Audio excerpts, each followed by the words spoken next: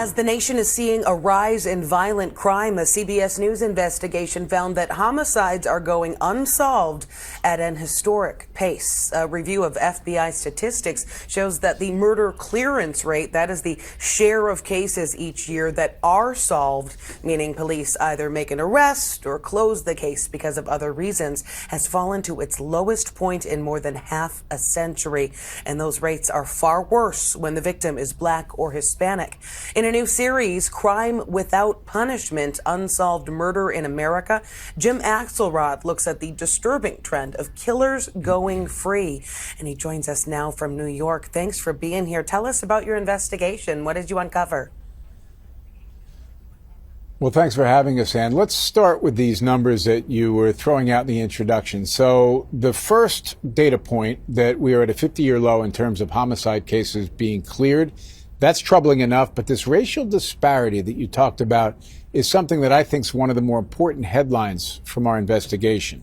So if you're looking at a murder where there's a white victim, according to the data that our data experts at CBS News, they did a deep dive into numbers that have been reported from more than 15,000 law enforcement agencies around the country. And if you look at that data, that you see a 87% chance of solving a homicide case when the victim is white.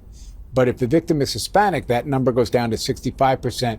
If the murder victim is Black, there is a 59% chance. Remember, 87% chance of solving the murder if the victim is white, 59% chance of solving that case if the victim is Black. That kind of racial disparity formed the backbone of our reporting, guided us as we began to look for answers as to why this is all happening.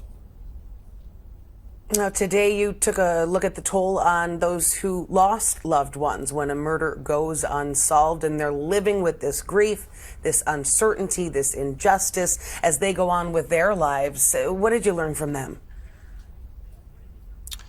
Well, those numbers that we've been talking about so far only tell part of the story. So there's the human toll. There is the pain and the suffering behind those numbers. So CBS News worked in collaboration with CBS stations around the country and found in all of the communities where reporters were asking questions a common thread of pain and suffering that families feel, not just because you lose a son or a daughter, a mother, a father, a brother, a sister, but they all felt that there was a police response that was inadequate.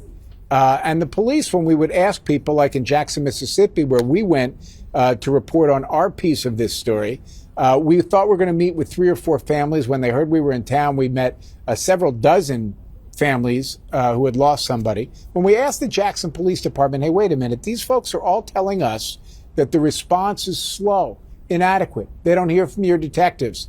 The chief of police and several homicide detectives said, quite frankly, look, we're doing the best we can. We don't have enough manpower. We don't have enough resources. We're trying, but if the FBI says we're supposed to be doing 4, maybe 5 cases for each detective a year, we're doing 4 times that amount.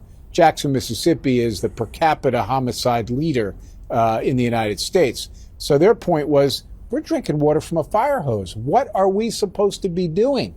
We understand the suffering. We're doing our best. We just, at the end of the day, can't do it any quicker. We can't seek justice any more effectively than we already are.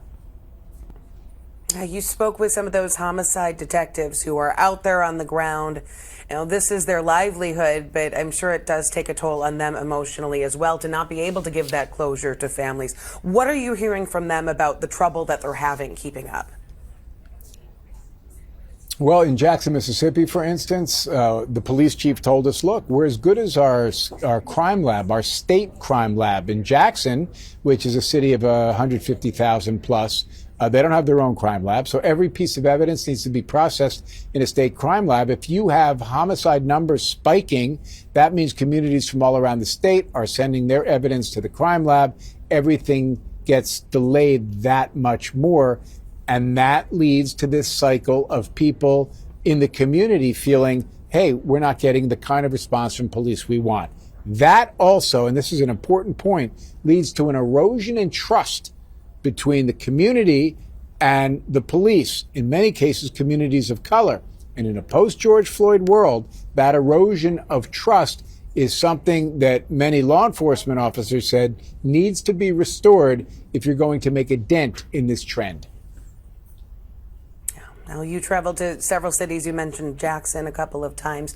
Did you see any common thread that they all share in dealing with this common challenge? So Jackson, Philadelphia, Baltimore, and then again we had the reach of CBS stations around the country.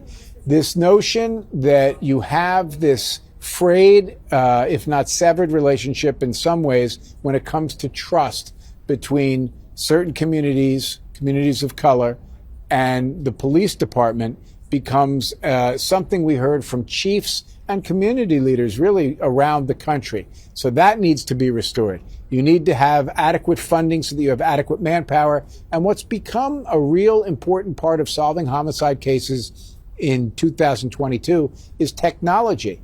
That what police departments are using now is video.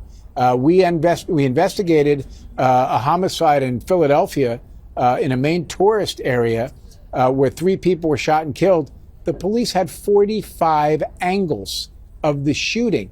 But that, again, requires equipment to stay current with the technology. So very complicated problem, very complicated set of solutions. I will tell you tomorrow on CBS Mornings, we will go to Baltimore and show you what seems to be an approach that is gaining traction in reversing this trend. All right, Jim Axelrod for us in New York. Thanks so much for sharing. Thank you for having us, Ann.